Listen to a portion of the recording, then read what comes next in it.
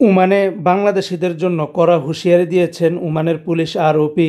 পুলিশের বিশেষ অভিযানে ৩৫ জন প্রবাসীকে গ্রেপ্তার করেছে। বন্ধুরা, ইতিমধ্যে এই নিউজটি ওমানের একাধিক গণমাধ্যমে প্রকাশিত করা হয়েছে, যেখানে বলা হয়েছে যে ওমানের বিভিন্ন অঞ্চলে মাদক এবং শ্রম আইন লঙ্ঘন ও অবৈধভাবে অনুপ্রবেশ এবং পশু চুরি সহ বিভিন্ন অপরাধ দমনে বিশেষ অভিযান চালাচ্ছে ওমানের রয়্যাল ওমান পুলিশ আরওপি। সাম্প্রতিক এই অভিযানগুলিতে বাংলাদেশি সহ বহু এশীয় প্রবাসী কয়েকজন স্থানীয় নাগরিককে সহকারে গ্রেপ্তার করা হয়েছে। বাউসার উইলিয়াতে পরিচালিত এক অভিযানে 4 জন বিদেশিকে মাদক পাচার এবং সংরক্ষণের অভিযোগে আটক করা হয়েছে।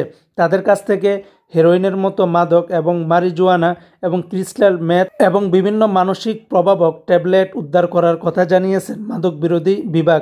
তারা জানিয়েছেন অভিযুক্তদের বিরুদ্ধে আইনগত ব্যবস্থা করার প্রক্রিয়াধীন রয়েছে।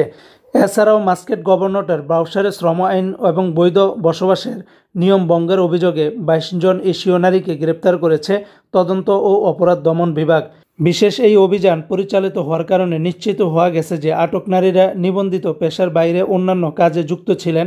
শ্রম আইন কঠোরভাবে প্রয়োগের অংশ হিসাবে তাদের বিরুদ্ধে মামলা প্রক্রিয়াধীন রয়েছে।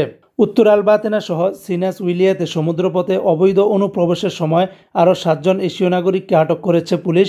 একই সঙ্গে এক ওমানি নাগরিককেও গ্রেপ্তার করা হয়েছে, যিনি নিজের ব্যক্তিগত গাড়িতে অনুপ্রবেশকারীদের অভ্যন্তরে পরিবহনের চেষ্টা করেছিলেন। পুলিশ আরও জানায়, অনুপ্রবেশ এবং সহযোগিতার অভিযোগে কঠোর আইনগত ব্যবস্থা নেওয়া হচ্ছে।